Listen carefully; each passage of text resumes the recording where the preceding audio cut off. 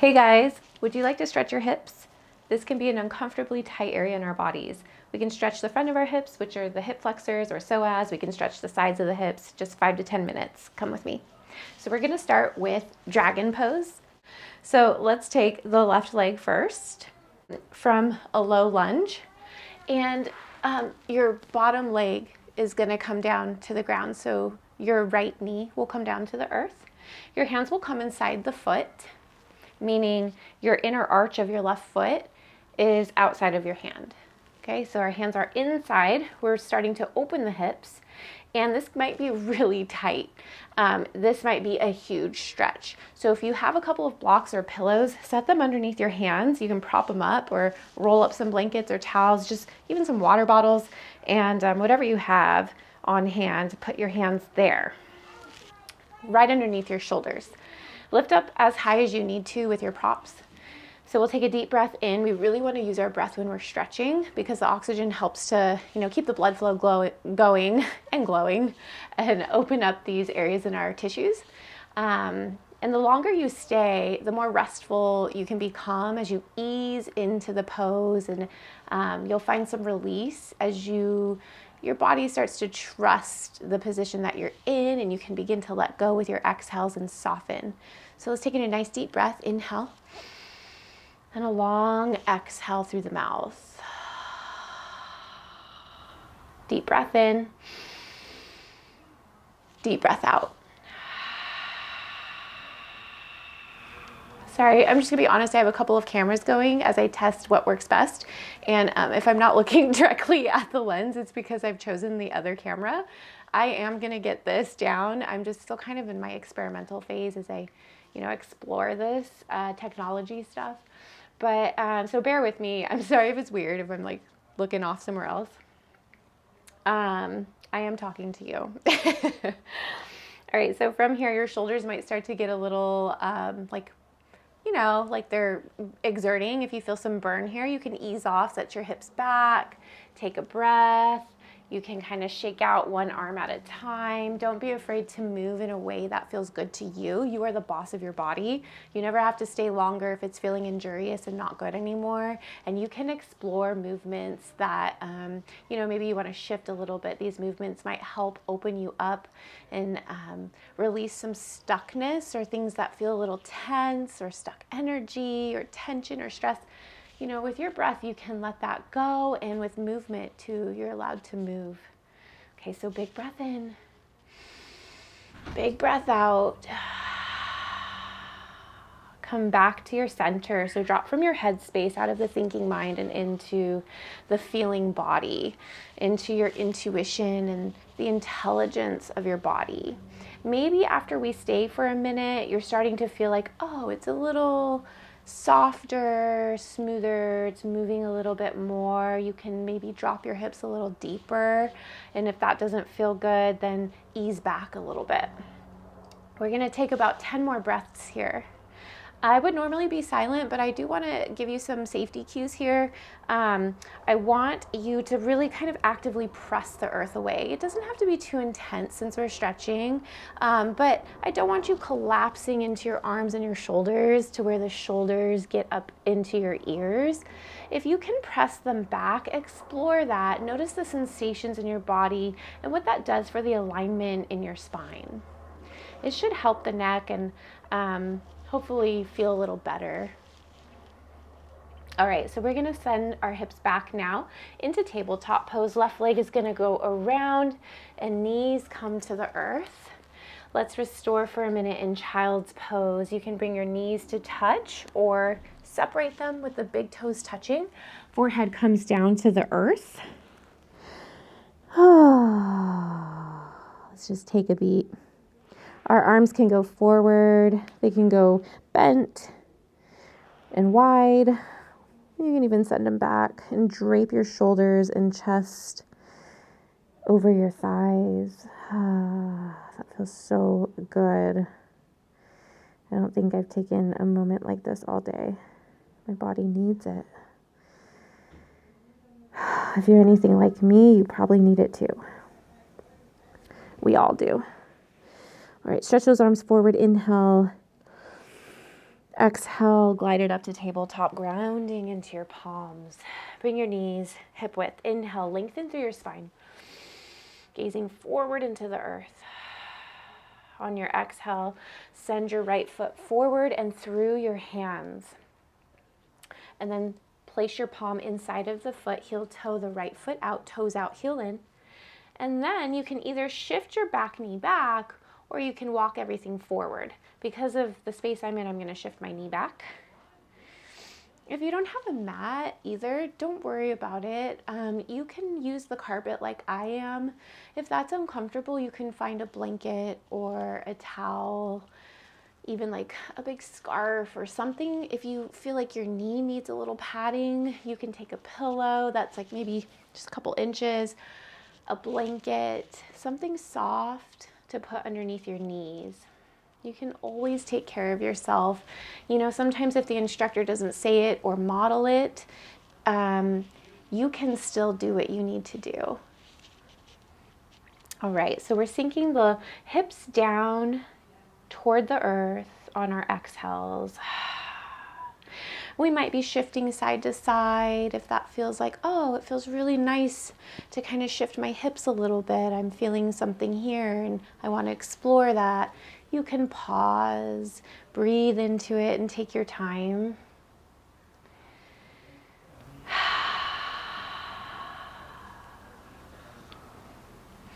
And then usually the rule of thumb is that the knee in front is stacked on top of the ankle and not really going any further than that. As long as the back knee is down though, like it's pretty safe to go forward a little more. But if you want to play it safe, just always have that knee on top of the ankle and not really like too deep forward more than that. Right, so we're actively pressing through the palms. Hands are underneath our shoulders. And we're trying a bit to explore disengaging in our hips while we stretch. Softening on the exhales. Use the hands really to hold yourself up and try to see where else you can disengage. In the hips, in the pelvic floor. And come back to your breath. Send the right foot back, hips back on an exhale. You can slide the foot, that's fine. And then we can take an opposite shape with our hip flexors now and come back to child's pose. That always feels good to me. But if it doesn't, if it's not what you need, you can choose something else or take a drink of water.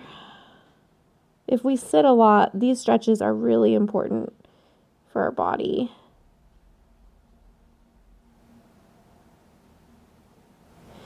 All right, I'm going to have us stand up now, nice and slow. We'll come back to the earth, but there are a couple of stretches, well, just one pose on each leg that I want us to do to explore the hip flexor psoas stretches. It's warrior one. So in warrior one, we are in a high lunge. We'll start with the left foot in front and send the right foot back. The left foot, it is in its own lane. So on the left side of our invisible mat or space here around us, and then the right foot in its own lane. So what I mean by that is our legs are not in a single front to back line. That means our hips are going to want to open. If we are squaring our hips, which we are in warrior one, we want to separate our legs in our stance so that there's room, for our legs to kind of go straight down from the hips. All right, so we want knee to toe alignment here in the front foot, and our toes are facing forward. And then our back foot is at a diagonal. So it's not, it's at a diagonal, like 45 degrees or so. And then this leg is straight, but if we're not really locking things out in yoga. We want to keep a little buoyancy in that knee. You'll get a nice calf stretch. And then you'll certainly, as you take the depth of your range of motion in lunge, really start to feel it here across the top of your hip. To deepen or intensify a sensation there, if you're not feeling that, that's okay. Like, I don't want to tell you what you're supposed to feel in your body, but I just want to point out that this area of our body is lengthening. So there could be some sensation here. Now, what we can do to really start to feel that more, if you're looking for that, is to put your right arm up. So the opposite arm, opposite to what your front leg is. So our front leg is left, we want our right arm up. You can take your left hand to your left hip and reach up and over. It doesn't have to be too deep, just a gentle shift in our upper body and torso, kind of leaning forward and to the side, really kind of pulling this area of our body. Inhale and exhale. Bring that right hand down, circle it down, and let's pivot to the side so that you're kind of in this wide-legged stance, and turn to the other side. Right knee will bend, left leg will go straight. Now we'll get that really nice left calf stretch too, added bonus. Check out the feet. Are they in a wide stance or what hip width stance? All right, right knee bends.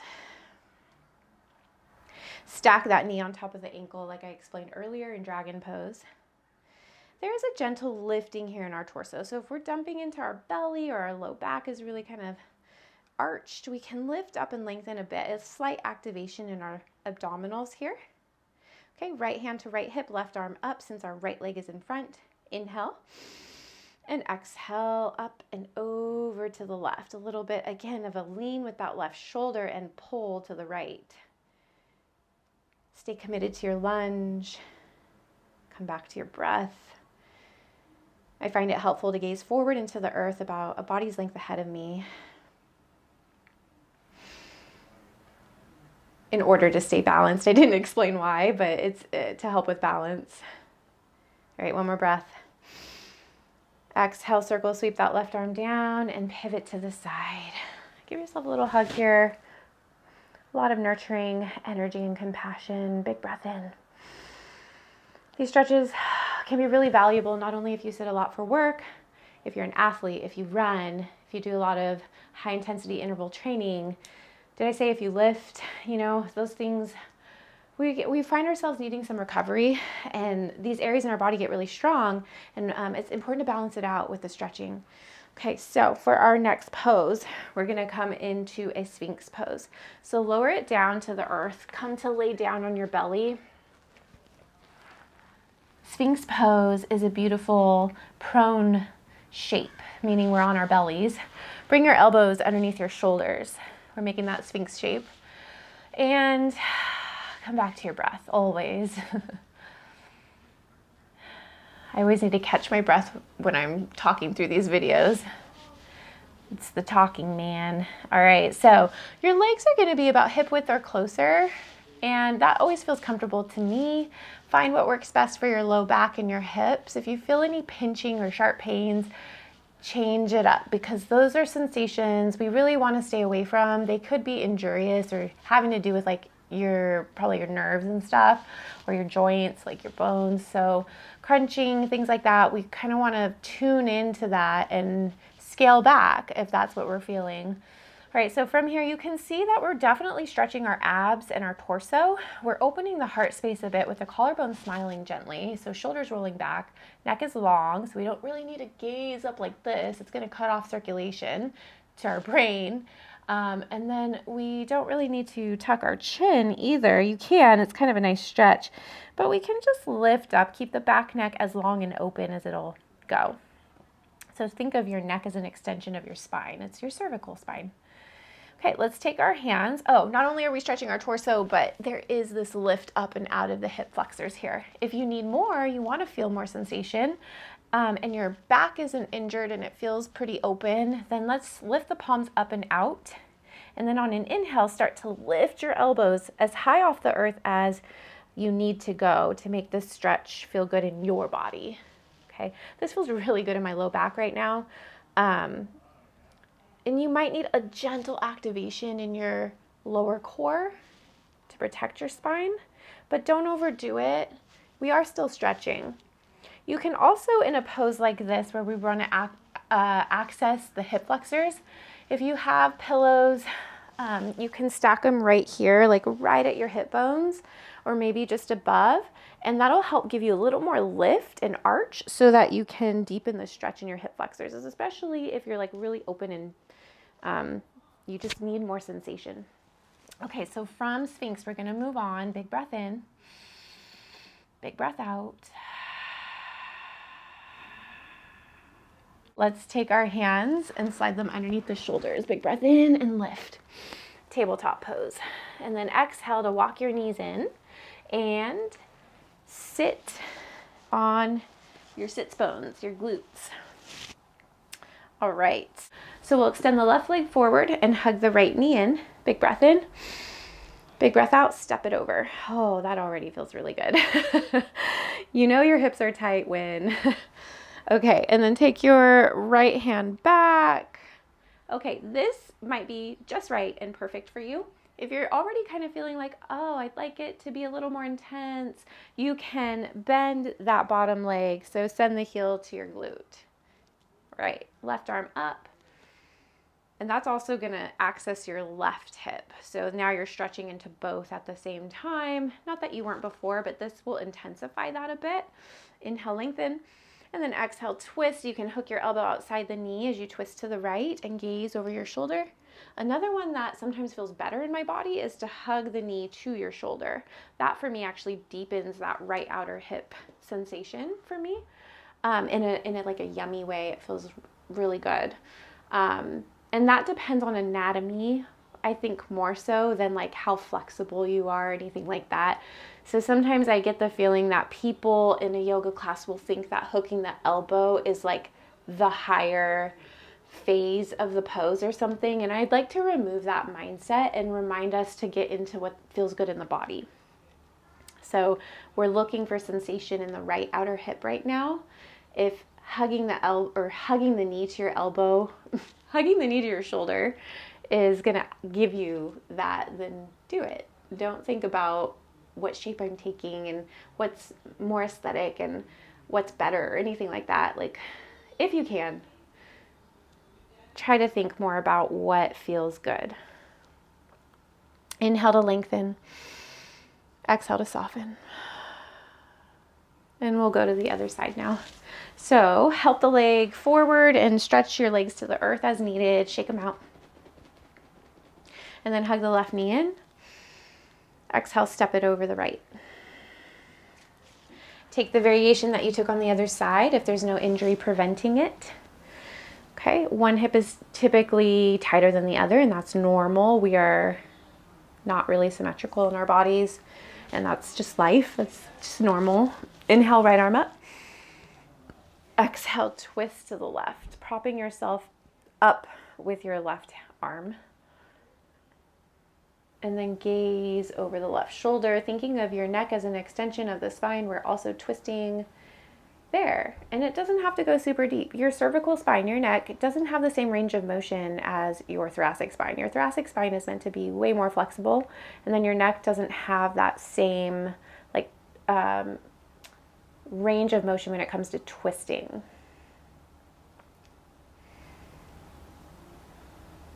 Come back to your breath.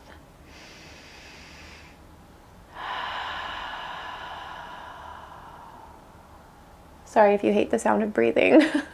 It's hard to avoid in a yoga tutorial. Okay, let's come back to center on your exhale and then send your legs forward, shake them out. Give your knees a nice big hug. Squeeze. I always say that to my sons. They say it back to me when we're hugging. They go, hug. And then they go, squeeze. It's really cute. I have a 1-year-old and a 2-year-old. It's the 2-year-old that adds the squeeze. Okay, we're going to roll it down, vertebrae by vertebrae. Hug your knees in. Big breath in. And exhale, left leg goes straight to the earth. And squeeze the right knee in. Big breath in. And on your exhale, right leg goes left across your body, and we stack the hips. Cactus open the right arm or into a T. And we're melting that right shoulder toward the earth on the exhales, softening through the chest and shoulders, softening through that right outer hip.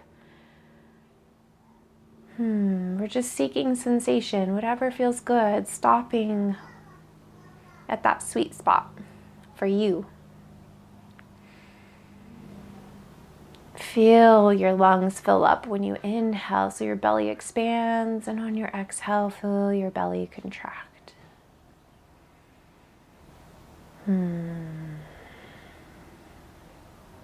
You deserve it. You deserve to feel good in your body, to take a few minutes for yourself out of the day. Your body will thank you. Okay, I just came out of the pose without cueing, so let's unwind, exhale. Hug the right knee in, inhale, send the right leg down. And exhale, ha, ha, ha, ha. Inhale, left knee in. If you hear kids, exhale, left knee goes to the right. Oh, yes. If you hear kids, those are my kids, and they are hanging out with family right now while I do this. Okay. So we are sending left leg to the right, opening that left arm.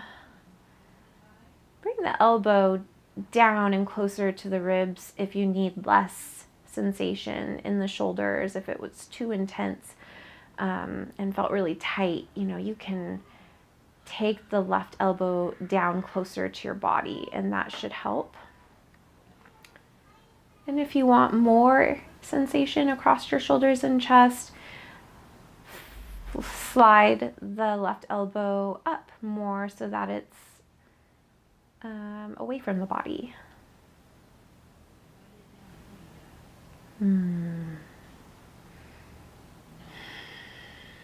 Surrendering to gravity, softening and melting with the exhales, little by little.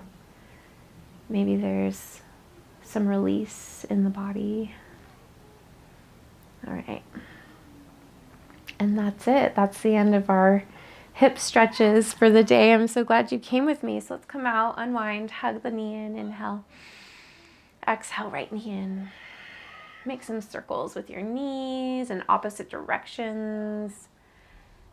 Reverse your circles. Oh. And then side to side.